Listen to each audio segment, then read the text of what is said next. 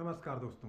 भारतीय अर्थव्यवस्था का परिचायक मापक यानी भारत के बाजारों का संवेदी सूचकांक बीएसई और निफ्टी दोनों पिछले 5 महीने से अनवरत गिरावट पर है। गिरते ही जा रहे हैं और जो गिरावट निफ्टी में है उससे कहीं ज़्यादा रक्त रंजित गिरावट मिड कैप और स्मॉल कैप शेयर्स में है।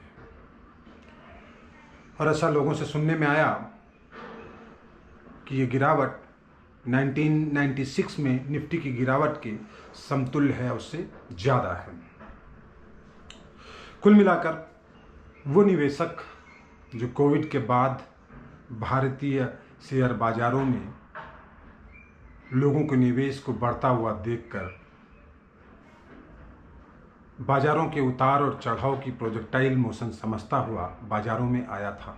करोड़ों डीमैट अकाउंट खुला करके 2022, 2023, 2024 करोड़ गुणोत्तर बढ़ोतरी डीमैट अकाउंट्स में हुई। गुणोत्तर बढ़ोतरी सिप होने वाले अमाउंट में हुई महीने की पहली तारीख को। सिप में है पैसा लगाना, आज पहली तारीख है। एक नज़ीर सा बन गया। लोगों ने वो दौर देखा जब कई वैल्यू ड्रिवन स्टॉक्स कई गुना हो गए, लोगों को रिटर्न मिला। कुल मिलाकर के पूरी रोजी पिक्चर रही कोविड के बाद से अब तक, लगभग पिछले साल के मिड हाफ तक। उसके बाद से गिरावट जारी है, थमने का नाम नहीं ले रही। अब घबराहट का दौर है। देखने और समझने की बात यह है कि इन सब के बीच जिस मुद्दे की बात मैं करना चाहता था वो ये है कि इन सब के बीच लगातार 5 महीनों से जारी अनवरत गिरावट के बीच एक और वाकया होता है। क्या है वो वाकया? पिछले शनिवार या इतवार के दिन सीमेंट के बादशाह माने अल्ट्राटेक सीमेंट, आदित्य बिरला जी का जो ग्रुप है, वो ऐसे मार्केट की ऐसे समय में जब मार्केट में गिरावट का दौर 5 महीनों से जारी है, ऐतिहासिक गिरावट का दौर, पूरा भारतीय बाजार अर्थव्यवस्था रक्त रंजित है, डॉलर के मुकाबले रुपया रसातल पर है। दुनिया के राष्ट्रपति कहे जाने वाले ट्रंप लगातार अपने बड़बोलेपन से लोगों का ध्यान आकर्षित कर रहे हैं, डरा रहे हैं, खौफ ज़्यादा कर रहे हैं, मानो पूरा विश्व संगीनों के साए में जीता हो। ऐसे में अल्ट्राटेक सीमेंट आता है निकलकर और बोलता है कि 1800 करोड़ का कैपेक्स लेकर हम अगले 2 सालों में वायर्स और केबलिंग इंडस्ट्री में फोरे करेंगे, यानी अपना प्रोडक्ट लॉन्च करेंगे। इसके साथ ही सोमवार का जब मार्केट खुलता है तो वायर और केबलिंग इंडस्ट्री के छोटे बड़े मझोले जितने भी स्टॉक्स हैं, जितनी भी कंपनियां हैं, उनके स्टॉक धरातल पर आ जाते हैं। मार्केट कैप 12, 13, 14, 15 हज़ार करोड़ रुपए कम हो जाता है। मार्केट के ऐसे समय में जब एक बुरी खबर लहूलुहान कर देती है किसी स्टॉक्स को, उसके इन्वेस्टर्स को, मानो मंडे की सुबह ऐसा लगा हो लोगों को कि आसमान गिर रहा है, आसमान गिर रहा है, आसमान गिर रहा है। ये पॉलीकैब, हैवेल्स, आरआर काबेल और केईआई इंडस्ट्रीज जैसे स्टॉक्स की स्थिति थी कि आसमान मानो गिर रहा है और सब भाग रहे थे। ऐसे समय में जब 5 महीने की गिरावट के बाद ये दौर आया तो इन्वेस्टर और सिहर गया कि ये खराब खबर आते ही कौन से स्टॉक्स में क्या न हो जाए, और हो जाए तो वेल्थ इरोड हो जाएगी, आदमी का भरोसा मर जाएगा। इन सब के बीच साधारण निवेशक दब गया। बाजार जब गिरा तो उसका मलबा जब गिरा तो उस मलबे के नीचे दब गया। राहत कर्मी अब बचाव कार्य में है।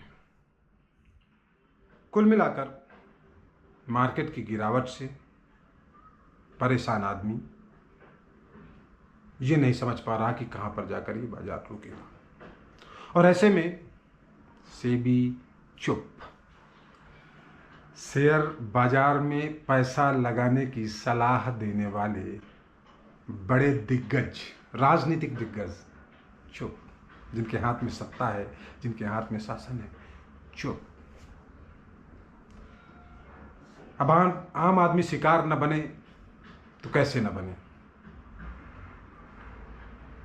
उसने म्यूचुअल फंड में हरा हरा रिटर्न देखा। उस दौर में जब LIC का पैसा भी मार्केट में लगवाया गया, उस दौर में जब PF का पैसा भी मार्केट में लगवाया गया, जो कभी नहीं हुआ। उस दौर में इस गिरावट का असर केवल आदमी के स्टॉक से म्यूचुअल फंड तक सीमित नहीं है, उसके PF, उसके NPS तक सीमित है। हालांकि उससे डायरेक्ट इम्पैक्ट नहीं होता क्योंकि सरकार उसके पीछे है, किंतु इम्पैक्ट तो होता है।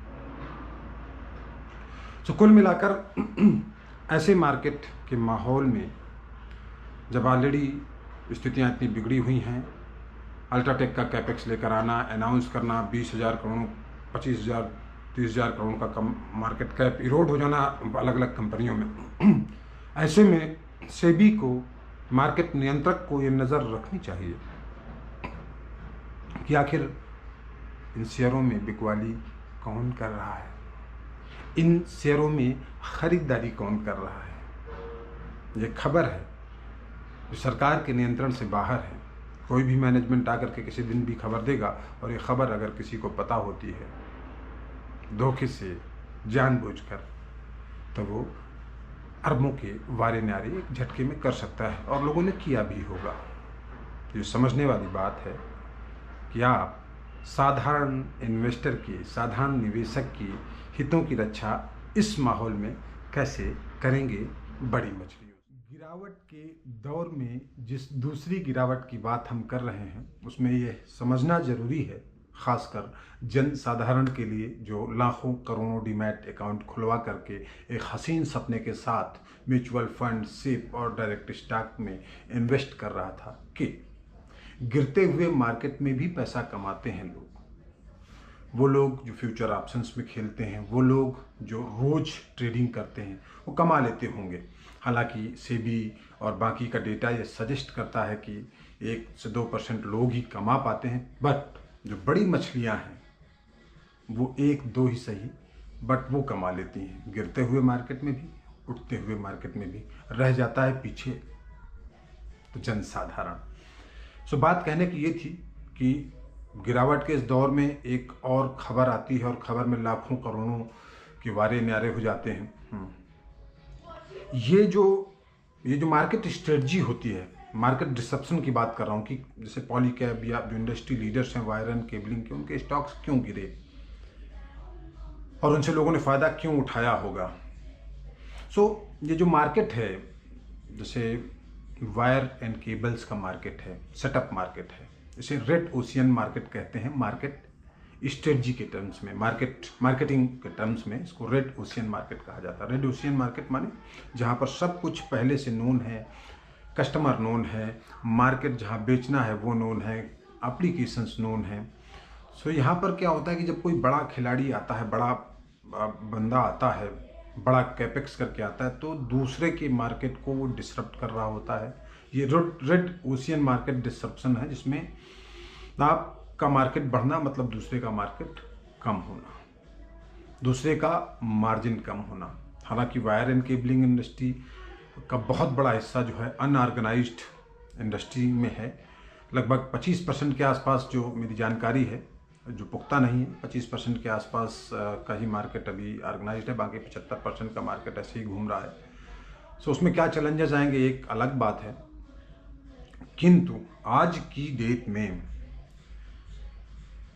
जो गिरावट आई वो गिरावट आम आदमी को सिहरा गई। और वो गिरावट इसलिए आई क्योंकि एक बड़ा प्लेयर आ रहा है, इतना बड़ा कैपेक्स करके आ रहा है, तो वो दूसरे की मार्केट शेयर को खाएगा। अब दूसरा अपना मार्केट शेयर बचाए रखने के लिए क्या करेगा, कम मार्जिन में बेचेगा, लोगों को कम सैलरी देगा, एम्प्लाई कॉस्ट कम करेगा या एम्प्लाई ही कम कर देगा। सो इस तरह के चैलेंजेस आते हैं रेड ओशियन मार्केट में। इसके पहले भी एक ऐसा डिसरप्शन आया था मार्केट में जब आदित्य बिरला ग्रुप की ही कंपनी ग्रासिम इंडस्ट्रीज, जो बड़ी कई बिजनेस कांग्लोमरेट है, कई सारे बिजनेसेस में है, उसने पेंट में फोरे करने का दावा किया था, की घोषणा की थी रादर। वो पेंट में आए, उन्होंने एशियन पेंट जो लगभग 50% से ज़्यादा के मार्केट शेयर के साथ दशकों से बादशाहत कायम करे हुई थी कंपनी, जो उसका नियरेस्ट कंपीटर था बर्जर पेंट, वो बहुत छोटा था एशियन पेंट की तुलना में, और बाकी सब लोग 50% की मार्केट में सिमटे हुए थे, और उसमें भी कुछ मार्केट अनऑर्गेनाइज था। सो इस दौर में जब ग्रासिम 10,000 करोड़ के मार्केट कैपेक्स के साथ 3 साल में लगाने की बात के साथ आया, तो उसने जो है पूरे मार्केट में डिस्ट्रप्शन कर दिया। पिछले 1.5-2 साल से ऊपर हो गया जब ग्रासिम ने ये अनाउंस किया था, और उसके अनाउंसमेंट के बाद से एशियन पेंट के क्या हाल है। एशियन पेंट माने वो कंपनी जिसने अपने इन्वेस्टर्स को हमेशा रिटर्न दिया, वो इस साल नेगेटिव रिटर्न में रही और उसके उठने की उम्मीद भी अभी कम दिखाई देती है। सो यहाँ पर बात जो है ध्यान देने वाली वो ये है कि मार्केट डिस्ट्रप्शन इन लोगों ने क्रिएट किया, और मार्केट डिस्ट्रप्शन क्रिएट होने से क्या हुआ कि पूरे डिस्ट्रीब्यूशन चैनल में जो कल माल 100 रुपये का माल बिक रहा था, वो आज 90 रुपये में बिकने लग गया। तो 90 रुपये में बिका तो मार्जिन कम हुआ। तो ये इस तरह का हाल होता है कि हम तो डूबे हैं सनम, तुमको भी ले डूबेंगे। जैसे जो ये ब्लू ओशियन मार्केट होता है, जैसे आप ये देखिए कि AI में कुछ काम हुआ, वो नया है, नया कॉन्सेप्ट है, उसका मार्केट नोन नहीं है, एप्लीकेशन नोन नहीं है, तो उसमें ग्रोथ की ट्रेजेक्ट्री भी शायद नोन नहीं होगी, लेकिन संभावनाएं असीमित हैं। जहाँ पर जा कर के आप किसी भी फील्ड में लगा सकते हैं उसको, तो उसका सेटअप, मार्केट सेटअप नहीं है, और थोड़ी इनोवेटिव इंडस्ट्री है, तो यहाँ पर जा कर के आप एप्लीकेशन और मार्केट साइज खुद डिक्टेट कर सकते हैं। और जब एक बार ये बहुत सेटअप हो जाएगा, वेल नोन हो जाएगा, तो फिर ये ब्लू ओशियन से रेड ओशियन में ट्रांसफ़र हो जाएगा। तो जो ब्लू ओशियन होता है उसमें आपको मार्जिन आप बहुत सारा बना सकते हैं। जैसे ये IT इंडस्ट्री है, भारत की जब शुरू में आई थी तो ये kind of blue ocean market था, जहाँ पर जा कर के लोग अच्छा मार्जिन कमाते थे, अच्छी बिलिंग करते थे सर्विस बेस्ड इंडस्ट्री में। पर धीरे धीरे क्या हुआ कि अमेरिका जैसे, फ्रांस और या यूरोप जैसे देशों में इन्फ्लेशन बहुत होता नहीं, बट भारत में तो इन्फ्लेशन बढ़ता रहा, कई वित्त आयोग आ गए। तो उसके बाद हुआ क्या कि, और उन लोगों को भी पता चल गया कि भाई जो है मार्केट नोन है, अब बहुत ज़्यादा डिसरप्शन इसमें होने वाला नहीं। तो धीरे धीरे इन कंपनीज़ के मार्जिन सिंक होने लग गया। तो जो ब्लू ओशियन मार्केट की कंपनीज होती हैं हमेशा हाई P वैल्यू पर ट्रेड होती हैं, या फिर आप इंडस्ट्री लीडर हो तो हाई वैल्यू में ट्रेड होंगे। अदरवाइज क्या है कि आपको जो है कम वैल्यू में ट्रेड करना पड़ता है, जहाँ पर आप 10% का मार्जिन बनाते हैं। तो ये डिसरप्शन ऐसे समय में अल्ट्राटेक सीमेंट लाया कि सहमा हुआ निवेशक, यूँ कहें कि जो है नंगा नहाएगा क्या निचोड़ेगा, उस टाइप की स्थिति थी कि ऑलरेडी गिरे हुए हल्कान मार्केट में संगीनों का एक साया और आ गया। इसके पहले भी एक और ज्वेलरी बिजनेस में भी एक ये कोशिश हुई थी, जब टाइटन जैसे इस्टेब्लिश प्लेयर को चैलेंज करने की कोशिश की गई थी इंडिया से। बट भारत में जो लोग हैं, सोने से उनका प्यार अपार है, इस नाते वहाँ पर कोई बहुत डिसरप्शन आया नहीं। थोड़े बहुत मार्जिन सिमटे होंगे तो सिमटे होंगे, बट सोने का भाव भी बढ़ता रहता है और सोने के प्रति लगाव भी बढ़ता रहता है, तो वहाँ पर अब डिसरप्शन क्रिएट कर पाना काफ़ी मुश्किल काम है।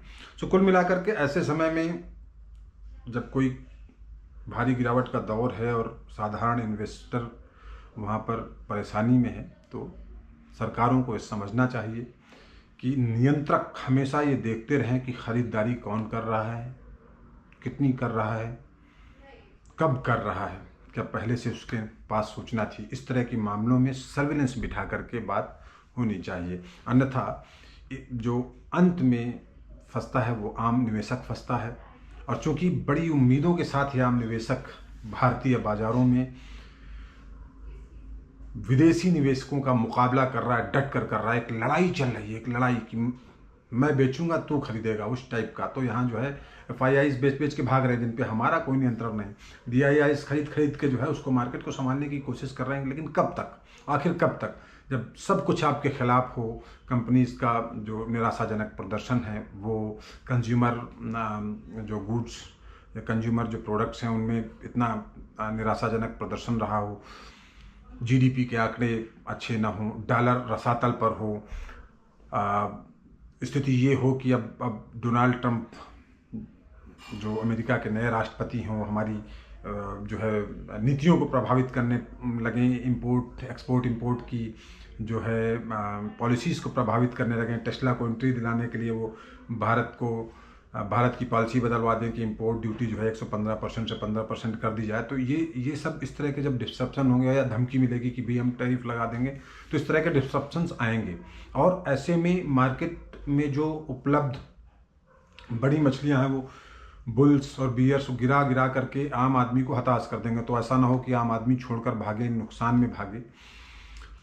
तो उसके लिए सरकार को ध्यान रखना चाहिए। दूसरी चीज़, अंतिम चीज़ ये कि जो है मार्केट में जो, मैं कोई मार्केट गुरु नहीं हूँ, जस्ट क्योंकि मेरे दिमाग में आया है मार्केट डिस्रप्शन की बात को समझने का और समझाने का ख्याल, तो इसलिए मैंने आपको बताया कि क्या हुआ है और इसमें सरकार की क्या भूमिका होनी चाहिए। किंतु अब ऐसे देखिए कि जो मार्केट में पैसा लगाता है टिका रहता है, अच्छे ठीक ठाक स्टॉक में जिसका परफॉर्मेंस रिकॉर्ड अच्छा रहा हो, जो लगाता है गिरावट में भी डटा रहता है, टिका रहता है, वो मार्केट से पैसा बना करके ही निकलता है। ऐसा बड़े बड़े लोगों ने, बड़े बड़े इन्वेस्टर्स ने कहा है। और जो ऐसे माहौल में टूट जाता है, डर जाता है, सिहर जाता है, वो मर जाता है। ऐसा गब्बर सिंह ने भी कहा था कि जो है, महान शोले वाले गब्बर सिंह ने भी कहा था कि जो है, जो डर गया सो मर गया। इसलिए धैर्य रखना जरूरी है, पर सरकारों की जिम्मेदारी है कि वो इन्वेस्टर्स का भरोसा बनाए रखें। सेबी की जिम्मेदारी है। धन्यवाद, फिर कभी बात करेंगे दोबारा।